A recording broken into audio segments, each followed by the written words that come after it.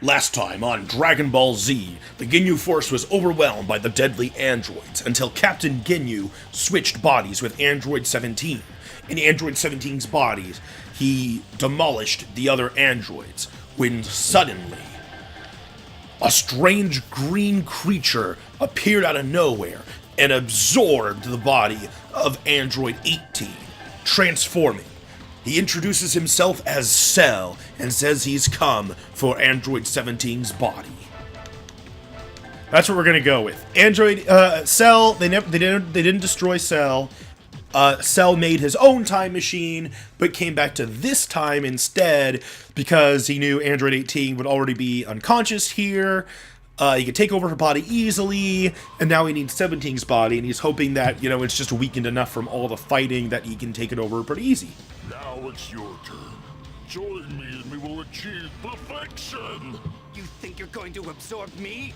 I think I'll shut that annoying mouth of yours instead! Oh, you know what I'll do, though? If 17 does lose, I'll have Ginyu, right before he gets absorbed. Oh, maybe he could body change with Cell as he's getting absorbed? Oh, that'd be weird. Because we know he can body change again, but Cell might be aware of that if he has Ginyu cells. Especially if he's a time traveler, he might be aware of, boy, that's a good question. If Cell, we know that Cell had Frieza's cells inside of him. But what about Ginyu? Ginyu should have also been considered one of the strongest fighters of the world, right? So if Cell had Ginyu cells, that's what I say.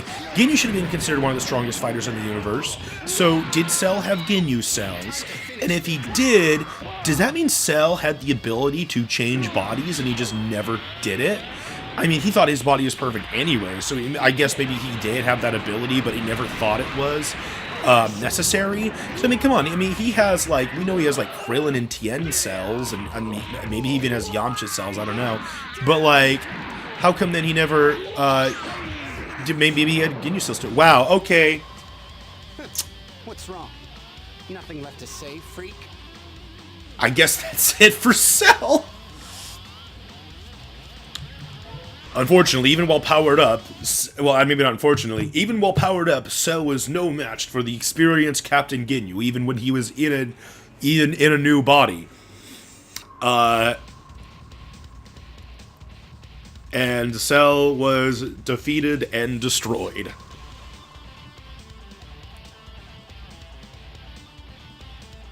The Ginyu Force destroyed the remainder of Dr. Jiro's lab and kept the peace of Earth. The Ginyu Force are really the heroes this time. Okay, welp!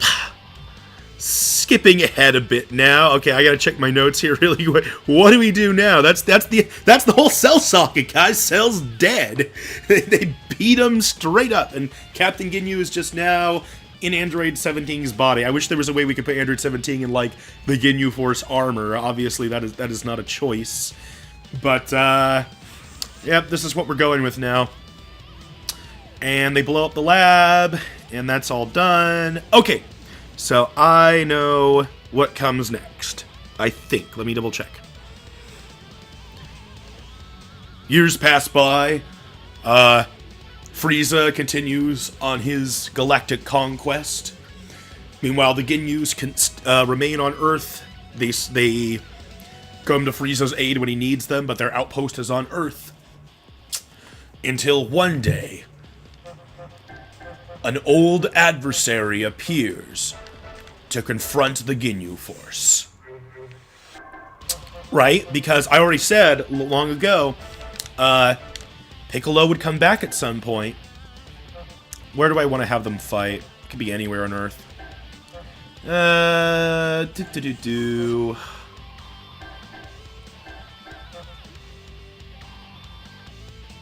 Yeah, we'll just use the, oh, wait, is there still, an islands, just a generic islands map? A lot of Dragon Ball games. Ah, yeah, let's do that. Because just we haven't seen it. I want to try to find a location we haven't used yet.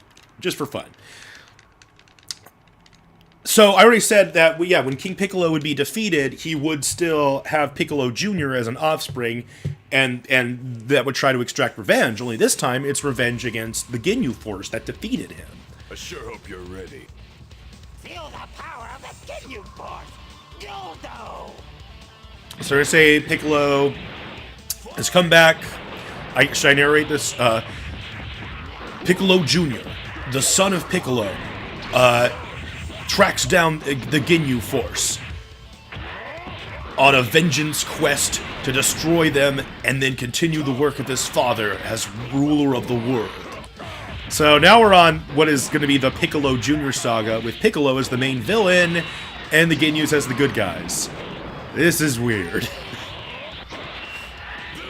But we saw King Piccolo slaughter all the Saiyans, so maybe this Piccolo will slaughter all of the rest of Frieza's forces. We'll have to see. Androids didn't do much. I mean, except for the fact that now Android 17 is Captain Ginyu, and he can always just body change again. And with no allies, if Ginyu's body changes with Piccolo, that's just gonna be it. I don't know. Destructive Wave!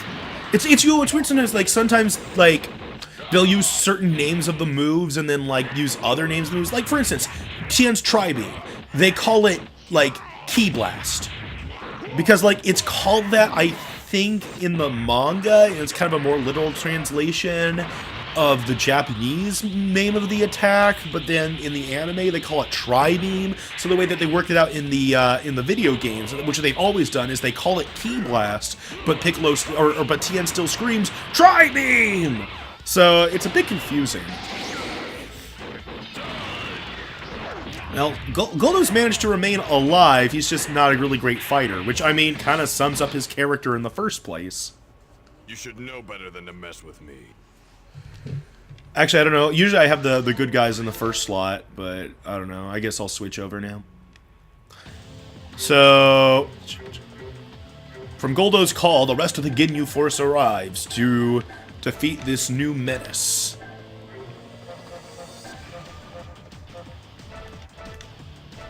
Alright. Piccolo has never been a good guy in this canon. He's just evil the whole time.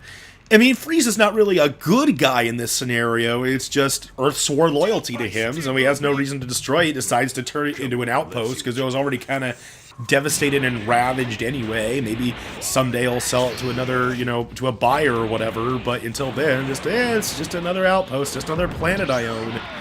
It's planet Earth. Alright, so, I said, the Piccolo Jr. saga basically got held off until now. So, since we're not doing any movies or GT after the Piccolo Jr. saga, the only thing that's going to be left is the Majin Buu saga. The question is, does Piccolo have to fight Majin Buu, or does Frieza and the Ginyu Force and all of them have to fight Majin Buu? And maybe we'll never see Frieza. Maybe the Ginyu Force will just continue to stop every threat, and Frieza just goes on to conquer the universe, and then that's it. That is what Dragon Ball is. Just Frieza takes over the universe. There's no one who can stop him, and that's about it. And Earth is just a peaceful planet ruled by Frieza that's being protected by the Ginyu Force. Okay, because right now it's starting to look like Jace is gonna finish off Piccolo here. It's not like Piccolo has any, like, transformations or anything to, fall back on.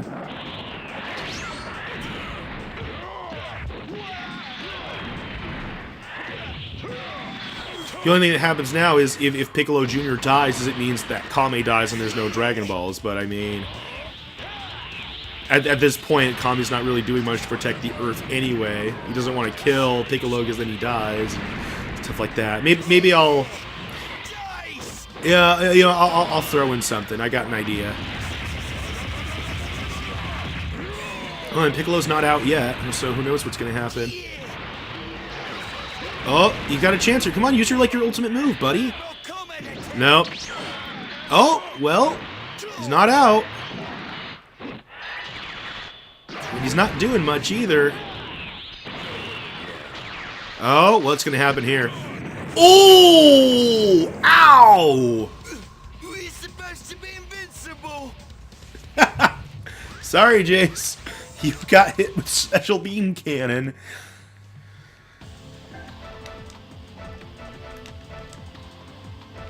Alright, so Piccolo still has to defeat Burner, and then Raccoon, and then Android 17 as Captain Ginyu. Feel the power of the Ginyu Force! Battle! Come on, let's see what you got. Come on, let's see what you got. It's me, Piccolo. Let's see what you got. Piccolo's probably my favorite character of Dragon Ball, just in general as a series.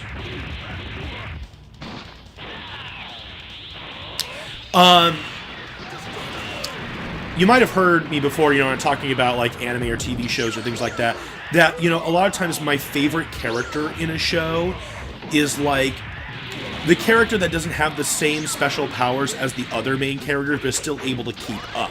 Like, for instance, one of my favorite anime characters of all time has always been Rock Lee of Naruto, because, like, you got all these characters, all these special moves. Oh, some of these characters clone themselves, some of them breathe fire, some of them make lightning in their hands, and then Rock Lee just fights. He's just a martial artist, and he's just as good as any of the other characters just by doing that alone, and that's why he's my favorite, is just, without any of those special powers, he does it.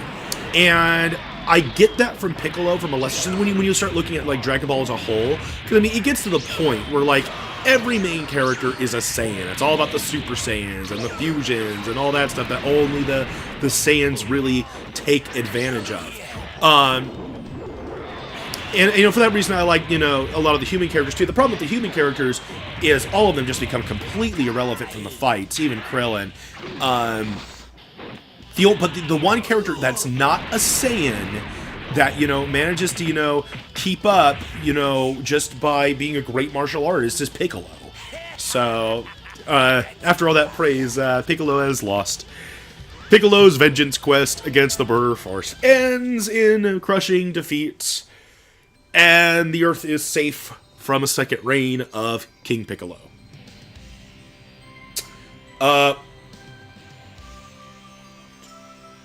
Before Piccolo passes on, another Namekian by the name of Kami appears before the Ginyu Force and Captain Ginyu. He admits all of his mistakes on letting Piccolo reign for so long and comments on how the Ginyu Force have been far better protectors of Earth than he has. He wishes for them to kill Piccolo, which will also kill him, which will leave Earth without a guardian, and offers the position to Captain Ginyu. Since it's already his post, Captain Ginyu accepts and becomes the Kami of Earth. So now, Android 17, who is actually Captain Ginyu, is now the Kami of Earth. So now we will, since it's Ginyu in 17's body, we don't really know what it is, we're just going to call it Kami. Everybody, in our canon now, just because I like making weird creative liberties, this is Kami. That is Kami for you. All right. So the Ginyu Force are they're gonna put their head base now on Earth, on Kami's lookout. That is our new scenario. Okay. We're down to just the Majin Buu saga, which is totally different now. So let me check my notes here really quick. How do I want to play this out? Because, like, I mean, it all starts with a tournament. Am I still gonna do that? Is anything gonna stop Babidi? Is Hercule around even still? I kind of, you know, glanced over all that. He might be around, but just not part of the story, or what? I don't know. Maybe they'll just be like last-ditch characters of like the world goes to shit. Okay. I think I know where we're gonna go with this. I know where we're gonna go with this. Because the other thing too is like a lot of Babidi's fighters aren't playable. Because that's like a huge thing. Is Babidi getting energy, and like, you know, none of his other guys are playable characters except for Dabura and Spopovich, who really, I mean, that's not even gonna be relevant here. But I'll come up with something. Here. All right. So, okay, why don't I set it up really quick here with what happens More years pass by. Frieza continues on his galactic conquest. Meanwhile, Kami watches over the Earth as an outpost of Frieza, and the rest of the Ginyu Force just keep on helping out Frieza whenever he needs it, keeping the peace of Earth. One day, Kami is approached by the Supreme Kai, who wishes to test his strength. That's what we'll go with. Well, that's what we'll go with. Supreme Kai appears and wants to test Kami's strength. Of course, for us, Kami is Android 17, which is actually Ginyu. But that's what we're gonna go with. This is our scenario, and we'll continue it next time. See you then. Next time on Dragon Ball Z. Is Captain Ginyu strong enough to defeat the Supreme Kai? Find out next time.